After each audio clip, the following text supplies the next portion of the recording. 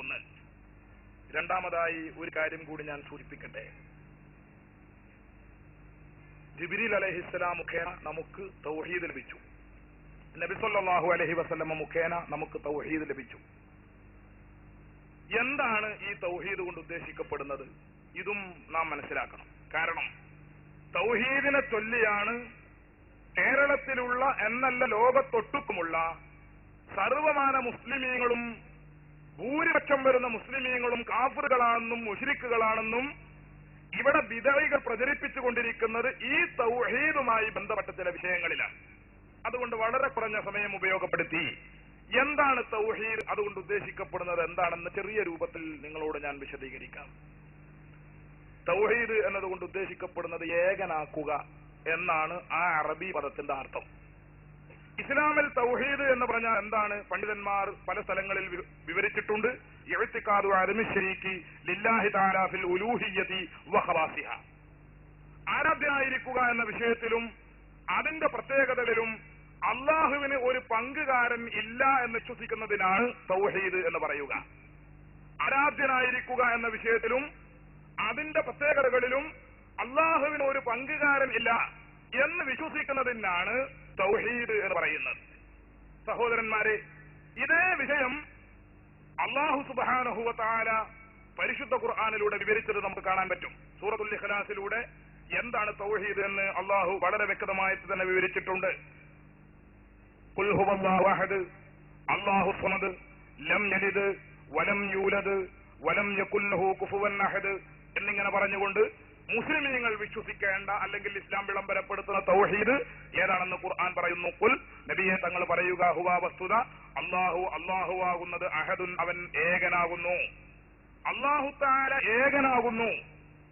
അല്ലാഹു ഏകനാകുന്നു എന്ന് പറഞ്ഞാൽ അതിന്റെ അർത്ഥം എന്താണ്? അല്ലാഹു ഏകനാകുന്നു എന്ന് ഖുർആൻ വിളിച്ചു പറയുമ്പോ നമ്മളെല്ലാവരും ചോദിക്കുകയില്ലേ, നമ്മളൊക്കെ ഏകന്മാരല്ലേ?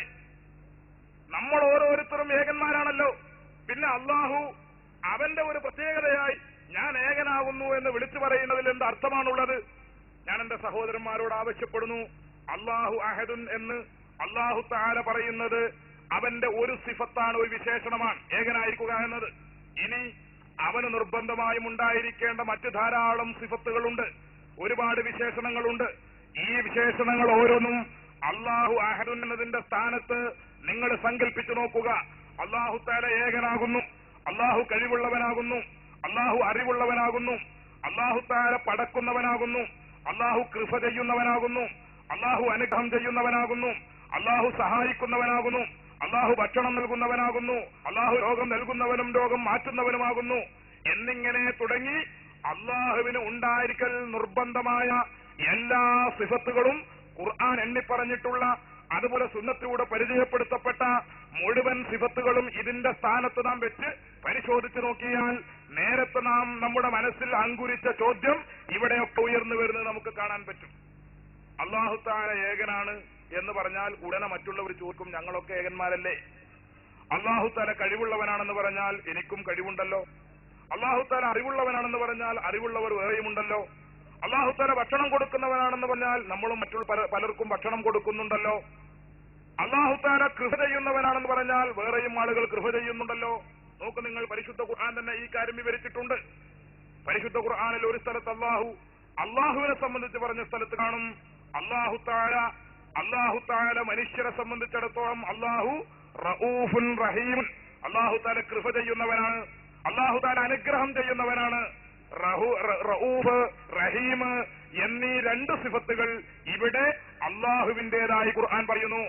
എന്നാൽ അതേ ഖുർആൻ തന്നെ മറ്റൊരു സ്ഥലത്ത് ഇതേ വിശേഷണം നബി സല്ലല്ലാഹു അലൈഹി വസല്ലമക്കുള്ളതായി പറയുന്നു. ലഖദ് ജാഅക്കും റസൂലുൻ മിൻ അൻഫുസിക്കും അസീസുൻ അലൈഹി മാ അനിതും ഹരീസുൻ അലൈക്കും ബിൽ മുഅ്മിനീന റഊഫുർ റഹീം.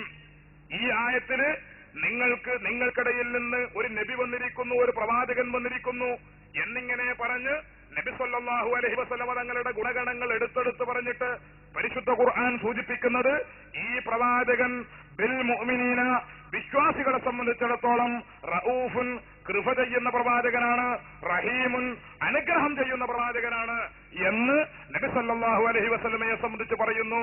അപ്പോ റഊഫ് എന്ന വിശേഷണം റഊഫ് എന്ന വിശേഷണം ഒരു സ്ഥലത്ത് അള്ളാഹുവിന് കൊടുക്കുന്ന ഖുർആൻ മറ്റൊരു സ്ഥലത്ത് റസൂലുള്ളാഹിക്ക് കൊടുക്കുന്നു. റഹീം എന്ന വിശേഷണം ഒരു സ്ഥലത്ത് അള്ളാഹുവിന് നൽകുന്ന ഖുർആൻ മറ്റൊരു സ്ഥലത്ത് നബി സല്ലല്ലാഹു അലൈഹി വസല്ലമക്ക് നൽകുന്നു. ഇനിയും നിങ്ങൾ ചിന്തിച്ചു നോക്കുക, അല്ലാഹു തആല എന്റേതാണെന്ന് ഖുർആൻ അവകാശപ്പെട്ട ഒരുപാട് കാര്യങ്ങൾ ഒരു സ്ഥലത്ത് അല്ലാഹു തന്നെ പറഞ്ഞത് കാണും. അവൻ ആലിമുൽ ഗൈബി വശഹാദത്തുൽ കബീർ എന്നിങ്ങനെ പറഞ്ഞുകൊണ്ട് സൂറത്ത് ശൂറയിൽ അല്ലാഹു തആല പറഞ്ഞു, മറഞ്ഞ കാര്യങ്ങളും തെളിഞ്ഞ കാര്യങ്ങളും അറിയുന്നവൻ അല്ലാഹുവാണ്. ആലിമുൽ ഗൈബി വശഹാദ, മറഞ്ഞ കാര്യങ്ങളും തെളിഞ്ഞ കാര്യങ്ങളും അല്ലാഹുവാണ് അറിയുക. മറഞ്ഞ കാര്യങ്ങൾ അറിയുന്നവനായിരിക്കുക എന്ന വിശേഷണം അള്ളാഹുവിന്റേതാണെന്ന് ഖുർആൻ പറയുന്നു.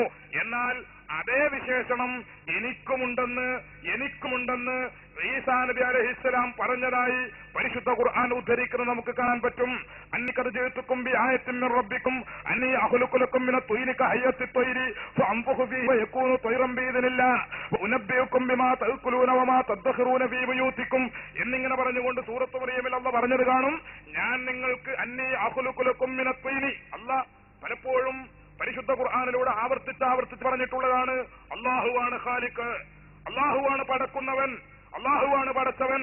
എന്നാൽ പടച്ചവൻ ഖാലിഖ് അല്ലാഹുവാണെന്ന് ഖുർആൻ പറഞ്ഞിരിക്കവേ ബഹുമാനപ്പെട്ട ഈസാ നബി അലൈഹിസ്സലാം അറിയുന്നത് അന്നി അഖ്ലുഖു ലക്കും മിനത് ത്വയ്രി, ഞാൻ മണ്ണിൽ നിന്ന് നിങ്ങൾക്ക് പടച്ചു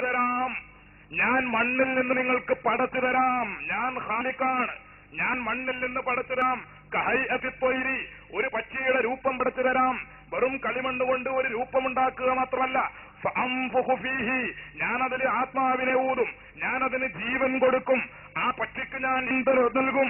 അങ്ങനെ ജീവൻ നൽകിയാൽ ഫയകൂനു ത്വയ്റൻ ബിഇذനില്ലാഹ്, അല്ലാഹുവിന്റെ പ്രത്യേകമായ അനുവാദപ്രകാരം ഈ പക്ഷി ഒരു പക്ഷിയായി പറന്നു പോകുന്നത് നിങ്ങൾക്ക് കാണാൻ കഴിയുമെന്ന് ഈസാ നബി അലൈഹിസ്സലാം പറയുന്നു. പടക്കുന്നവൻ അല്ലാഹുവാണെന്ന് ഖുർആൻ അവകാശപ്പെടുമ്പോ ഞാൻ പടക്കുമെന്ന് ഈസാ നബി അലൈഹിസ്സലാം പറയുന്നു. തീർന്നില്ല, ഈ ആയത്തിന്റെ തൊട്ടുടനെ തന്നെ ഈസാ അലൈഹിസ്സലാം അവകാശപ്പെടുന്നത് പടക്കുക മാത്രമല്ല, വഉനബ്ബിഉകും ബിമാ തഅകുലൂന വമാ തദ്ഖിറൂന ഫീ ബുയൂതിക്കും, നിങ്ങൾ വീട്ടിൽ നിന്ന് ഇപ്പോൾ കഴിച്ചു വന്ന ഭക്ഷണമുണ്ടല്ലോ, നിങ്ങളുടെ വയറിന്റെ ഉള്ളിൽ കിടക്കുന്ന ഭക്ഷണം, ആ ഭക്ഷണം ഏതാണെന്ന് ഞാൻ നിങ്ങൾക്ക് പറഞ്ഞു തരാം.